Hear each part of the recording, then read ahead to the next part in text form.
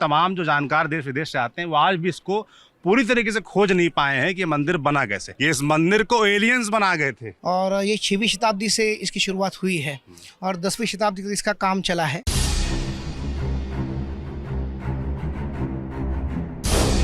हम महाराष्ट्र की उन गुफाओं में हैं जो 8वीं सदी में बनी थी और आज तक रहस्य का विषय बनी हुई हैं। ये मंदिर जो आप देख पा रहे हैं ये 8वीं शताब्दी का है और आज तक तमाम जो विशेषज्ञ होते हैं, जानकार होते हैं, एएसआई वाले, आर्कियोलॉजी वाले होते हैं, जो साइंटिस्ट होते हैं, उनके लिए भी ये रहस्य का विषय है कि ये मंदिर कैसे बना। आमतौर पर आप देखते हैं कि मंदिर बनता है नीचे से ऊपर, पर ये मंदिर ऊपर से नीचे बना है, यानी कि एक चट्टान को खोद के इस मंदिर को बनाया गया है। तो ये हम हैं इस वक्त महाराष्ट्र के औरंगाबाद यानी कि छत्रपति संभाजी नगर में और यहाँ पर अजंता और एलोरा की केव्स खूब मशहूर हैं।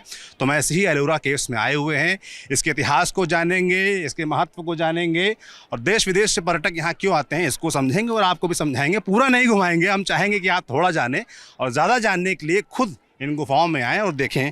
ज़्यादा जानकारी देने के लिए हमारे साथ योगेश जोशी जी जुड़े हैं जो कि यहीं औरंगाबाद के रहने वाले हैं और प्राइमरी के शिक्षक हैं, यानी कि बच्चों को पढ़ाते हैं। तो हमने इनसे रिक्वेस्ट की, हमारे साथ आए हैं और जैसे ये अपने बच्चों को पढ़ाते हैं वैसे ही मुझे भी, क्योंकि मैं आज यहाँ पर एकदम एक मान लीजिए अबोध बालक की तरह आया हूँ जिसको कुछ नहीं पता है और योगेश जी से मेरी दरख्वास्त रहेगी वो मुझको समझाएँ और हमारे ज़रिए आपको समझाएं। योगेश जी आपका बहुत स्वागत है। सबसे पहले थोड़ा अपने बारे में बताइए, आपने क्या पढ़ाई की है, इसके बारे में कब से जान रहे हैं? मेरा नाम योगेश जोशी है, मैं बेसिकली प्राइमरी टीचर हूँ। मेरी हॉबी है गुफाओं और मंदिरों का अभ्यास करना और मैं यहाँ से बिलोंग करता हूँ। तो अपने गांव में ये बहुत बड़ी धरोहर है तो इसके लिए हमें भी जानकारी होना चाहिए।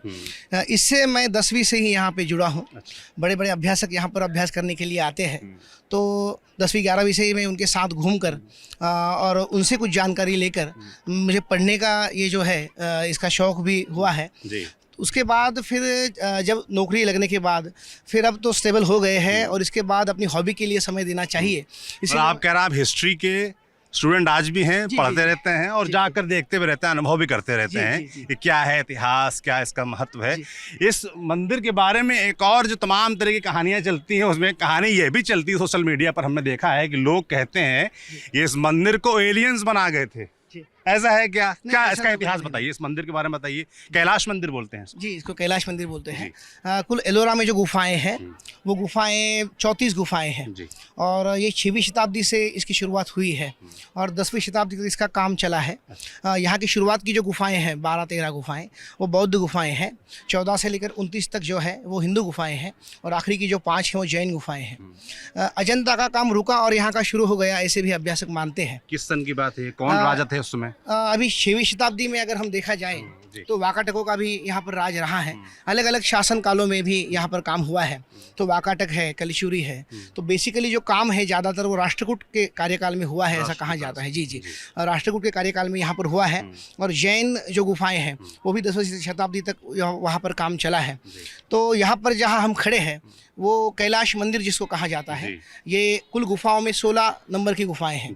वैसा देखा जाए तो एग्जैक्ट नहीं मगर बीच में ही आती है और डायमंड ऑफ द नेकलेस जैसे कहा जाए वैसा एक गुफा भी बीच में है और ये डायमंड के जैसे ही इसको हम मानते हैं। ये एकदम अनोखा मंदिर अपने आप में है। इसको बनाने का जो तरीका अपनाया गया वो भी बड़ा अचंभित करने वाला है और आज तक रहस्य का विषय है। ऐसा कहते हैं कि तमाम जो जानकार देश विदेश से आते हैं वो आज भी इसको पूरी तरीके से खोज नहीं पाए हैं कि ये मंदिर बना कैसे। पर ऐसा माना जाता है कि उस समय के जो कारीगर थे उन्होंने छेनी और हथौड़ी से खोद के पत्थर को तराश के बना दिया। ऐसा है? जी, ऐसा ही है। क्योंकि ये जो गुफाएं आप हम देख रहे हैं, ये जो मंदिर हम देख रहे हैं, तो ये परंपरा बहुत पुरानी है।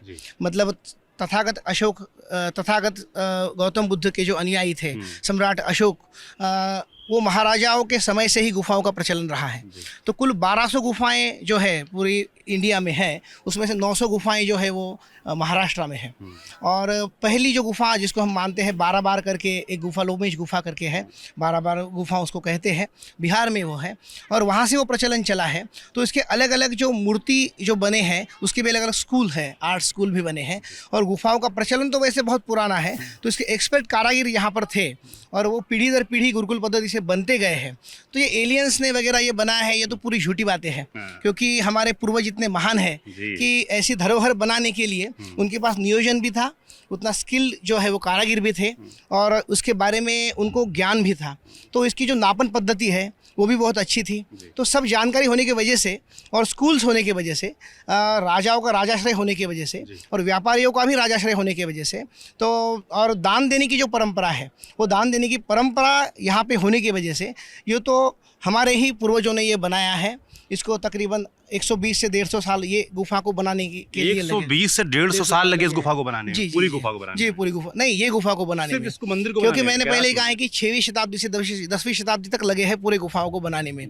तो उसमें से इसका काम भी शुरू था, बाकी जगह पर भी कारागिर काम कर रहे थे। आगे बढ़े उससे पहले एक मैंने कहानी सुनी है इस कैलाश मंदिर के बारे में कि उस वक्त के जो राजा हुआ करते थे बड़े बीमार थे, रानी ने भगवान से प्रार्थना की तो ईश्वर ने कहा कि आपको एक मंदिर बनाना होगा शिव जी का, और उसका जब मुझे गुंबद दिखेगा उसके बाद राजा ठीक हो जाएंगे, और तब तक आपको व्रत रहना पड़ेगा। तो उनको व्रत रहना था, इतने दिन रह नहीं पाती, तो राजा ने कहा कि ऊपर से मंदिर बनाओ खोद के। तो पहले गुंबद बना दिया फटाफट और उसके बाद राजा ठीक हो गए। क्या ये कहानी प्रचलित जो है वो कितनी सही है, क्या है, इसके बारे में थोड़ा बताइए। देखिए, यहाँ पर जो इतिहास एलोरा का जब हम जानते हैं तो कुछ दंत कथाएं इसमें है, पुराणों में कुछ वर्णित कथाएं हैं।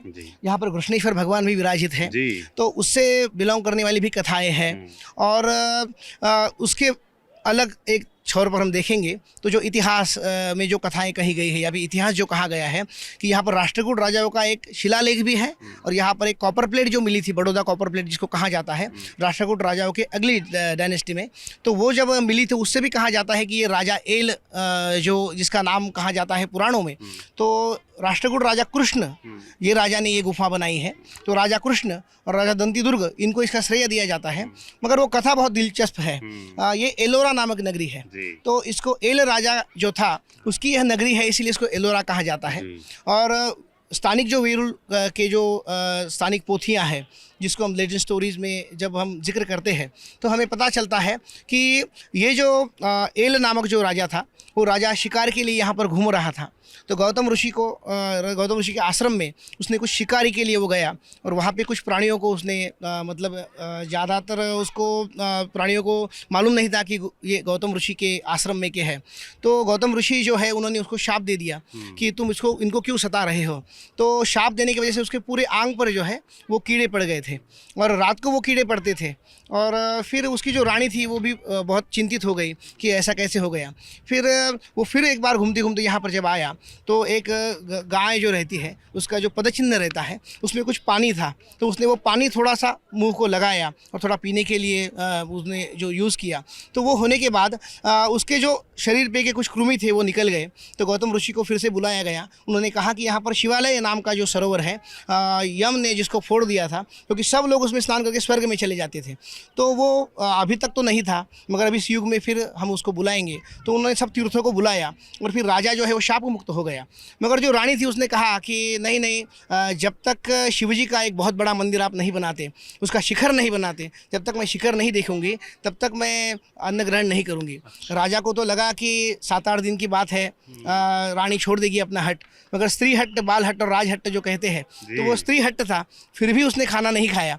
इसीलिए फिर पैठन में से विश्वकर्मा का जो पुत्र है कोकस, उसको बुलाया गया, और कोकस वर्धकी जिसको कहा जाता है, शायद कारागिरों में किसका नाम भी कोकस वर्धकी होगा, और फिर उसको यहाँ बुलाया गया। फिर उसको ये कहा गया कि ऐसा ऐसा मंदिर बनाना है। तो मंदिर बनाना है और उसका कलश पहले बनाना है, तो ये तो असंभव बात थी, मगर कोकस ये कर सकता है ऐसा सब लोग जानते थे। इसीलिए फिर वो यहाँ आने के बाद उसने यहाँ पर देखा कि बहुत बड़े पहाड़ पर हम मंदिर बना सकते हैं।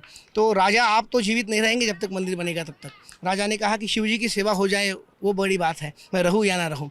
तो फिर उन्होंने ऊपर गए, कुछ काम किया, ऊपर उन्होंने काम होने के बाद रानी को बुलाया, बाहर से दिखाया कि ऐसा ऐसा मंदिर आप बनाना चाहती थी, आपने कहा था कि कलश जब बनेगा तब मैं उपवास छोड़ दूंगी। तो कलश बन गया है, बाकी का मंदिर जल्दी बनेगा, तो आप अपना उपवास छोड़ सकती है। तो फिर जो कोकस वर्धकी था उसने इस तरह का किया, ऐसी कहानी कहा जाती है।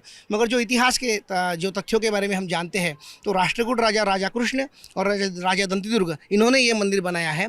तो 15 नंबर की जो गुफा है उसमें एक शिलालेख है, वो मतलब 29 उसमें जो लाइन्स है और 14 श्लोक है, तो वो उन्होंने उनकी जो पुरानी जो पीढ़ी थी राष्ट्रकूटों की, तो उसके बारे में लिखा है, भगवानों को नमन किया है। और राजा दंतिदुर्ग यहाँ ससैन्य आया था ऐसा कहा जाता है, और वो शिलालेख में उल्लेखित है। बाद में फिर ये मंदिर बना है, तो राष्ट्रकूटों को इसका जो मूल श्रेय है वो दिया जाता है।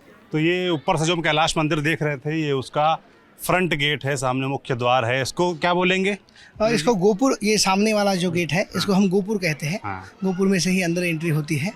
ये मंदिर का जो बाजू की जो दीवारें हैं, उन्होंने उस पर अष्टदिक्पाल उन्होंने जो है वो बनाए हुए हैं।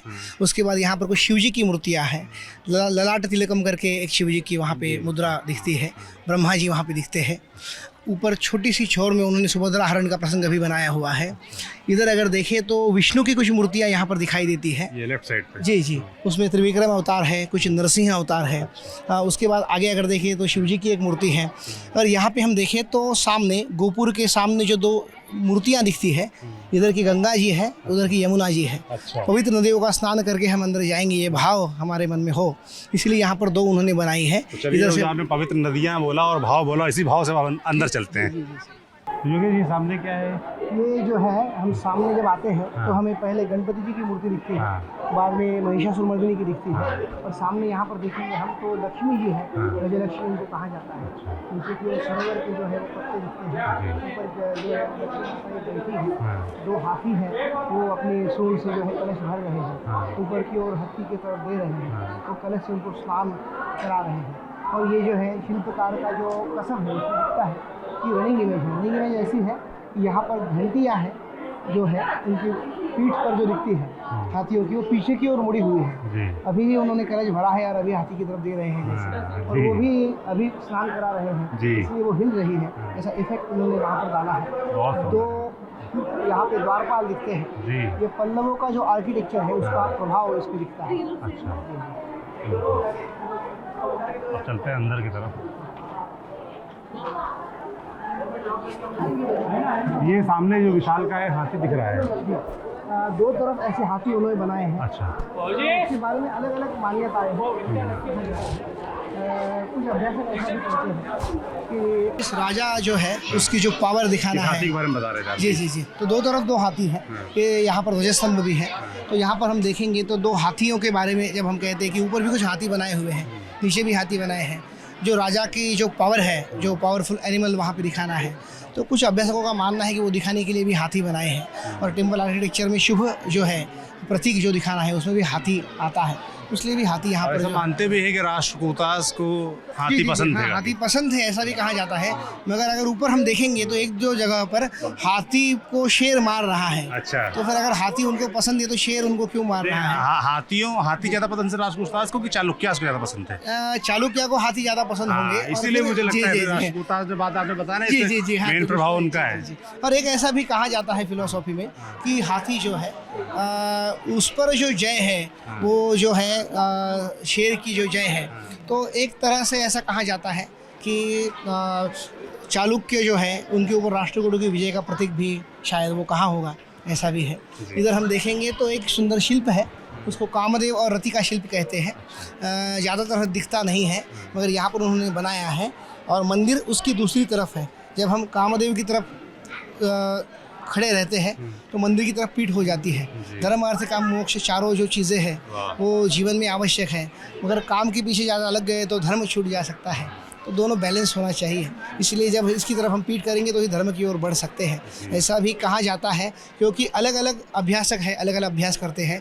शिल्पकार जो है शिल्पकला के बारे में करते हैं, इतिहासविद जो है वो इतिहास के बारे में करते हैं, तत्वज्ञान के जो अभ्यासक है वो तत्व ज्ञान के बारे में करते हैं। इधर हम देखेंगे तो सरिता मंदिर है। वो सरिता मंदिर में तीनों नदियों की जो मूर्तियाँ हैं वो वहाँ पर उन्होंने बनाई है। बीच में जो है वो गंगा है, इधर से जो है वो यमुना है, इधर से जो है सरस्वती है। फिर से द्वारपाल दिखते हैं, एक द्वारपाल तो यहाँ पर नहीं है। वैसे हम देखें तो जो गुफाएं हैं उसको साफ़ सुथरा रखने का और उसका संवर्धन का काम जो है वो भारतीय पुरातत्व विभाग करता है। हाँ, तो वो बहुत अच्छी तरीके से वो करते हैं, क्योंकि वर्ल्ड हेरिटेज मोनूमेंट है 1983 से। तो हमारे ज़िले में 2 वर्ल्ड हेरिटेज मोनूमेंट है, एक तो अजंता है, दूसरा ये है। जी, अजंता के बारे में मैंने कहानी सुनी है, क्या वो एलोरा के बारे में भी वैसे ही मैं आपसे जानना चाहूँगा कि मैंने सुना था कि 1819 के आसपास कोई अंग्रेज़ अधिकारी थे वो शिकार पर निकले हुए थे। जी। हाँ, और उसके बाद उनको नज़र आया अजंता केस, उससे पहले वो छुपी हुई थी, हज़ारों सालों से छुपी हुई थी और लोगों के बारे में उनको बारे में पता नहीं था। क्या वैसे एलोरा के बारे में था? नहीं, एलोरा का वैसा नहीं है, क्योंकि यहाँ पर कृष्णेश्वर ज्योतिर्लिंग भी है और यहाँ पर ऐसे है कि अलग अलग जो राष्ट्रकूट राजा जाने के बाद जो है यादवों का भी काल यहाँ पर रहा है, मुगलों का काल यहाँ पर रहा है। दूसरी बात ऐसी है कि यहाँ पर अनेक संतों का भी वास रहा है, तो भ्रमण मार्ग है, इसकी वजह से ये तो छुपी हुई नहीं थी, ये हरदम सामने ही रही है। गुफाएं, एलोरा की जो गुफाएं हैं उसका शोध नहीं लगा है। बिल्कुल। अब जो है आप आगे चल के हम देखेंगे कि पूरा जो मंदिर का स्ट्रक्चर, कैलाश मंदिर का हम लोग ऊपर से देख रहे थे, वो अब नीचे से कैसा दिखता है वो इस तरफ आकर हमारे कैमरा जर्नलिस्ट जेरी आपको दिखाएंगे। कितना अद्भुत दृश्य है कि ऊपर से तराशते हुए इस सुंदर से मंदिर को बनाया गया था। नीचे हम देखेंगे तो यहाँ पर पीठ है मंदिर का, हाँ। उसके ऊपर जो है वो गजेतर है, उसके ऊपर भी अलग अलग नर जो वहाँ पे है भारवाहक, वो भी वहाँ पर दिखते हैं। मंदिर 2 मंजिला है। नीचे जालियाँ लगी हुई ऊपर, ये क्या है? ये जो मंदिर है, मुख्य मंदिर ये है, यहाँ पर 2 गैलरीज भी है, उसके ऊपर कुछ उन्होंने बनावट की हुई है, तराशा है, वो लेटर पीरियड का माना जाता है, क्योंकि इसका जो अंदर की जो बनावट है या फिर जो उत्कीर्ण उन्होंने किया है वो शैली और जैन शैली जो है वो उतनी प्रगल्भ वो दिखती है। उसकी वजह से जो है इसको लंकेश्वर कहा जाता है, उधर से उसको परलंका, ऐसा जो स्थानिक लोगों में जो नाम प्रचलित है उसको कहा जाता है। इधर भी काम किया हुआ है, उधर भी है। और ये जो हम देख रहे हैं कि मंदिर की उत्तर दिशा की ओर हम खड़े हैं और यहाँ पर महाभारत उन्होंने बनाया है। अच्छा, ये जी, महाभारत तो बहुत बड़ा है और महाभारत के जो सर्ग है वो सर्ग तो बहुत है, इसीलिए उसमें से कुछ जो आइडल्स है वो हमको पहचाने आते हैं, या फिर बाकी तो युद्ध के प्रसंग है। नीचे की जो लाइन है दोनों, वो तो कृष्ण लीलाएँ हैं। तो कृष्ण लीलाओं में अगर हम देखें तो कृष्ण जन्म से लेकर पूतना वध तक का भी वहाँ पर बताया गया है।